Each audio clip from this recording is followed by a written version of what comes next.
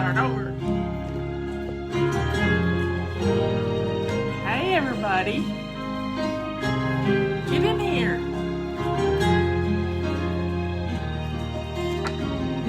Within these walls, home is just a word, a fairy tale I'd heard that always kept me searching. Within these walls, home is now the place of refuge and escape. Serenity surrounds me. A miracle is happening to me. I'm finally learning what a home can be. Within these walls, I have learned to fly, to take charge of my life, and find the peace inside me. Within these walls, we love and work and play, finding joy along the way. And now I want to stay within these walls.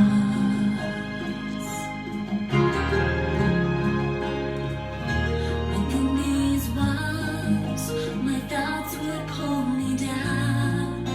I wouldn't look around to see that love surrounds me. Within these walls, friends now gather here, and laughter fills the air. It's all that I was wanting. I've tried before to do it on my own. Now I found a way to make a home. Within these walls, I have learned to fly, to take charge of my life, and find the peace inside me. Within these walls, we love and work and play, finding joy along the way. And now I want to stay within these walls. We'll give everybody room to get in here. Get everybody time to get in here. And I have a couple of announcements. Yeah, it's August and we have calendars on sale for 25% off. Get your calendars. We have 2 sizes and get them now. Get them while you can, because these will keep the chaos away. And the Hot Melt Sprint starts tomorrow. Get signed up. Go to savingdinner.com/sprint. If you want to know all about it, go to savingdinner.com/burn. Leanne did a webinar about it this past week. And the biggest announcement yet is our purple rags are on a BOGO. So you put 1 set in your cart and you will get a second set in your order without even having to do anything. Just put 1 set in your cart and we will send you another set. So purple rags are on a BOGO, pink rags are on a half price, and our silver rags are on a BOGO. So you got it all right here. Doesn't get any better than that. And it has been a restful day. Just a lovely, restful day. I can't go outside because it looks like it's getting ready to rain again. We had an earthquake last night, late. And a lot of people felt it. I did not. I did not feel it, which made me sad because I love earthquakes. I really do. I grew up in earthquake country in Lake County, Tennessee on Reelfoot Lake. Pardon me. And I got a little tickle in my throat. Where's my salt? I need to toast the salt. Anyway, I didn't feel the quake. Leanne and Mark felt it, or Mark felt it and woke Leanne up. So It was a pretty good quake. It was centered in Sparta, North Carolina, which is up on the North Carolina-Virginia border, real close to Tennessee too. So, yeah, it was kind of interesting to read all about it this morning. So get your purple rags, silver rags, pink rags. You can never have enough of them. And these are good for cleaning your glasses and for cleaning your face or doing your swish and swipe. I keep a basket of them in my bathroom. Ready to go. Taking makeup off. They are good. Now, I drew a little first draw. I drew a little topic out of my basket that my sister-in-law made me, and it's raising responsible children. How do you raise responsible children? Well, one thing, they have to know that you expect them to get an education, whether it's learning a trade or getting a college degree of some kind, but learn a skill, build their talent stacks up, as Scott Adams calls it. In fact, he said today there was never a time in his life that he didn't hear his mama say, you've got to graduate high school and you've got to get an education.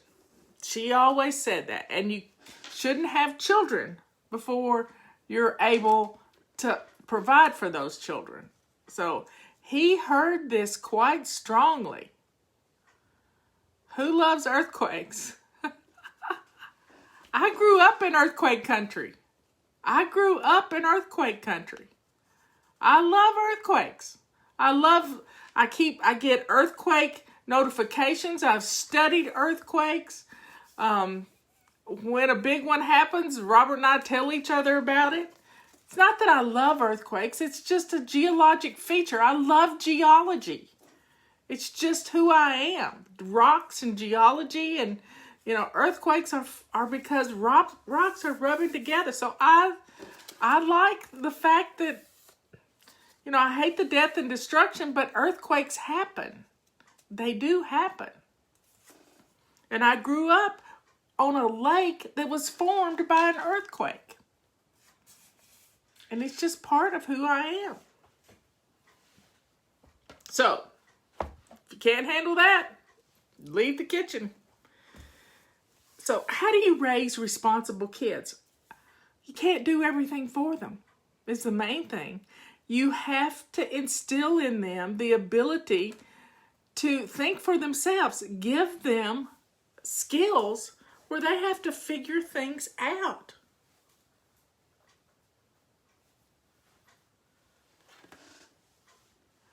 Where they have to learn things. The best way to learn something is trial and error. If you've never tried to put together something from IKEA or something that you ordered and it came in pieces, playing with that is fun. Yeah, it's a little daunting at times, but getting in there and getting your hands working and building skills, it's just wonderful. It's just absolutely wonderful to give your kids our perfectionism. Here's what happens. Our perfectionism creates havoc in children's lives because we don't let them learn on their own. Mopping, you've had mopping crammed down your throat by your mother that there's only one way to mop. You get down on your hands and knees and you mop your floor. Well, there's more than one way to mop. It's a matter of putting water down and getting water up. So how do you mop? There's some fun ways to get your children to mop and to be a part of helping you in the house. Tomorrow we're going to be doing weekly home blessing. You can put all the little blessings on a little piece of paper and put them in a bowl, and everybody pull out a thing to do. And in 10 minutes flat, you could have the whole house blessed if you have a big family. Think about it. It could be fun. But if you want to have fun mopping, put some shaving cream down on your kitchen floor. Put the kids in their bathing suits on a rainy day. Grab some old purple rags or pink rags or old dish towels, and let them slip and slide on your kitchen floor. You'll have the cleanest floor ever, and they will beg to do it all the time. Beg to do it. But when you beat a child down with your perfectionism, you're going to ruin that child forever. Now, things don't have to be perfect, they just have to be done. And there are ways to do things, there's criteria, so think about it. Emptying the trash. You bag up all the trash. You put the trash from other parts of the house in that trash bag. You recycle as much as possible, and then you tie the bag up and take it out and put it in your trash can. Now, what's the last thing you do? You put a brand new bag in your trash can. I keep my bags at the bottom of the trash can, so I won't procrastinate. They're right there at the bottom, and I don't throw wet trash in my trash can, so I don't have any kind of liquid that can seep out. And then as you take the bag out, you put a new bag in, and then you take the trash out. Those are the ways you have to do it. Kids can learn that.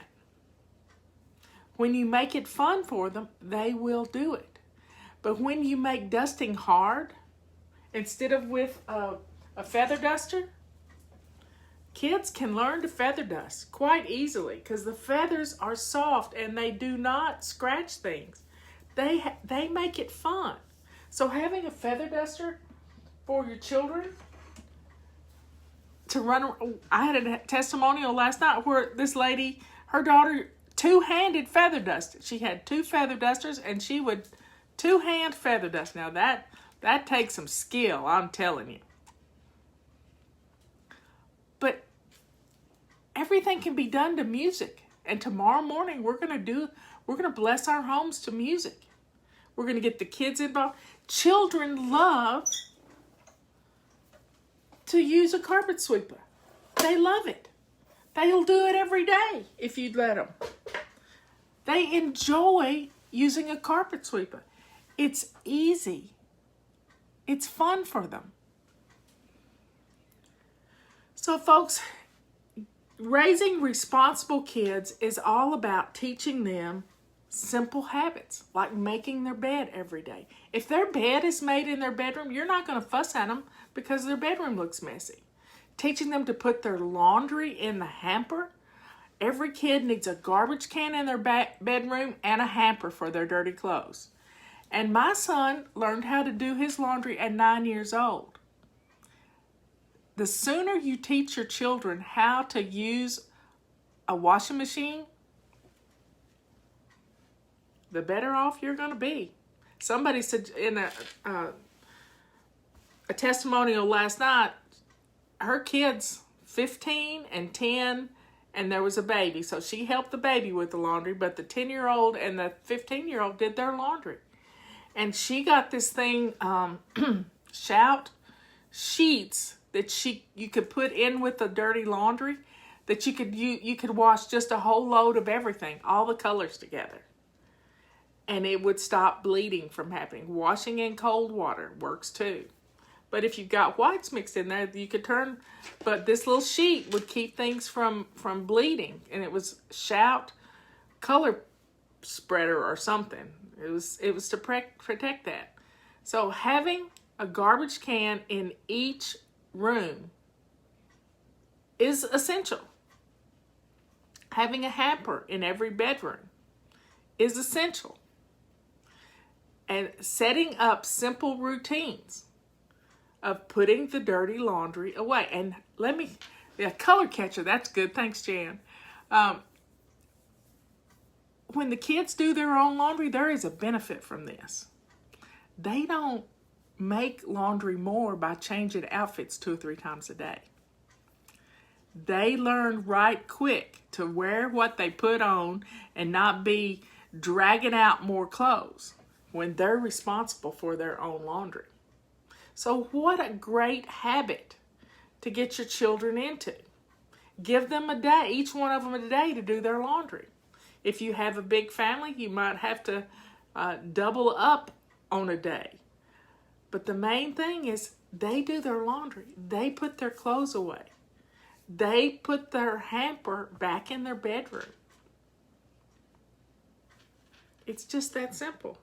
So you can raise responsible children to become responsible adults by giving them the tools, teaching them to be capable of doing something, and you not trying to do it for them.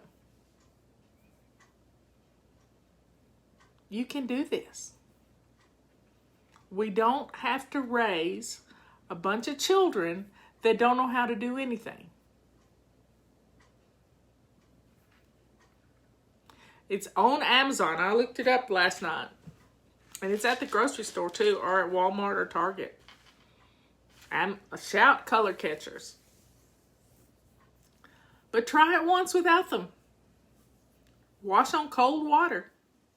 It'll be fine. So y'all have a good rest of the day.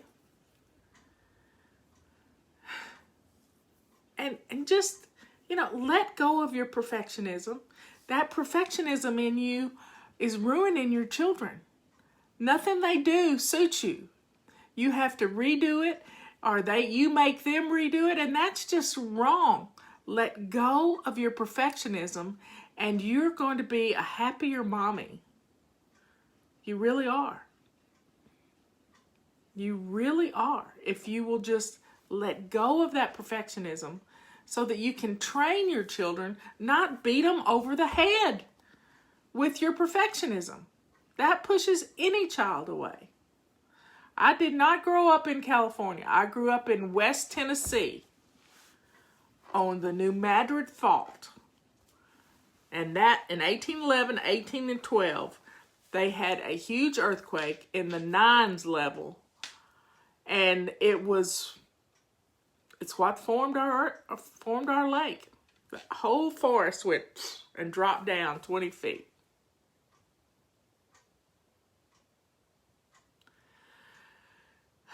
Y'all say a prayer for Jay. He's not doing well. Please. I just got a text from my sister, Dina. He's back in the floor again. He's lost 22 pounds in the last 3 weeks from this mess. He's got vertigo. He's got Meniere's disease. And nothing's working. Nothing's working. He's just totally disabled. Just totally disabled from this. And if you've ever had vertigo, you know how terrible it is. I had it one time. Justin was 14 years old and it hit me in church.